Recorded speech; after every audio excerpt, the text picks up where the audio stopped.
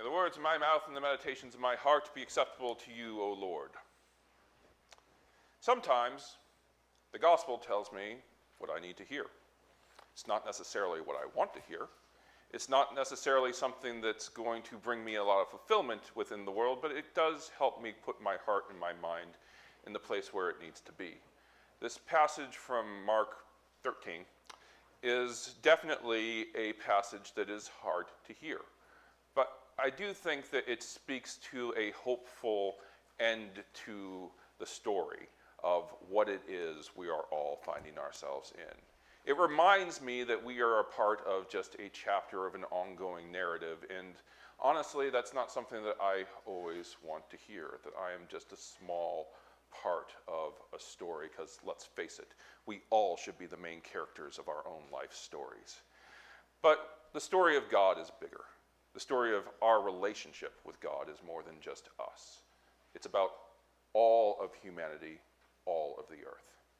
And so this story, that this premonition of the future that Jesus gives his disciples and his followers, it's honestly, as I said in the children's sermon, not so much a premonition as it is connecting the dots.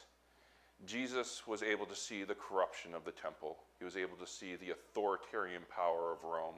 He was able to see how greed and corruption were becoming more important to people in his society than actually helping each other and loving each other. And he was able to say to his disciples pretty soundly, this is not going to end well for the temple. And honestly, he was spot on. It was kind of crazy how spot on he was. If he knew that in just 50 years that temple would be gone, then that would be crazy. If he said something like, in 50 years this temple would be gone, I might be telling you a different story and say this was some divine intervention stuff. But no, I think he just had the pieces.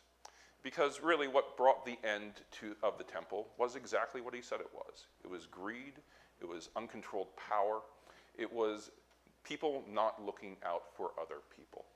It was humanity repeating a story that had happened again and again and again.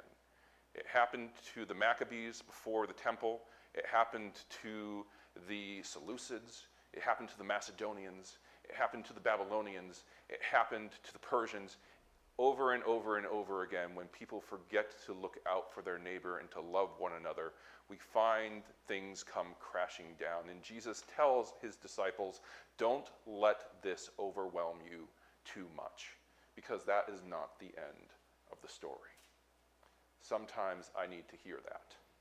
Sometimes I need to remember that even though I am immersed in all this craziness, the famines, the wars, those who come in the name of, say that they represent the name of God, but lead us in the wrong direction. When I find myself immersed in that, I need to tell myself that this is not the end of the story. We are a part of something bigger and greater. And what Jesus tries to give us is not a way in which we can get to the end, but a way in which we can get through where we are right here and now. That, honestly, is probably a greater gift than having a ticket that gives us eternal salvation. How can we be helpful, loving, kind, and useful people in the world that we are living in, through the times that we are living through? How do we endure and make God's love endure in a time where things feel dark? Because Jesus was living in a time where things felt dark. And despite that, Jesus was willing to bet on the better nature of human beings. That doesn't necessarily mean it's going to end well for those of us who make that bet. But Jesus keeps on encouraging us to do it. You know, we are working more closely with Jump lately. And over the summer, we went through an instance where people got our number and were asking for help. These were people with legitimate needs. But again, we need to keep in mind that those who are struggling have networks. And so as we helped one person, we got another person who came on the line, like right exactly after the other person. And they were asking for help, and we helped them.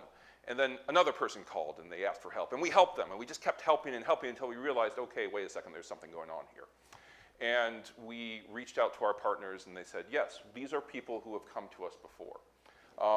And I am sorry that they, what we were told was, I'm sorry that they were stringing you along. They weren't stringing us along. They were asking for help. And yes, they were asked that the amount of help that was being asked of us was more than we could logistically give. But I don't think anybody regretted the opportunity to do something good. And I think that is the mindset that Jesus encourages of us. To keep on helping, even if it feels like the need for help is overwhelming. Even if it feels like people are taking advantage of your help. Even if people do take advantage of your love. Keep on helping. Have faith that the end of the story is going to be good, even if you can't see a good ending from where you are standing, because we are not the end of the story. Goodness gracious, we're probably still right at the beginning. And even though that doesn't really feel good to me, it does speak well of humanity. It does speak well of our relationship with God. And it does speak well of the light of God's hope in the world. Amen.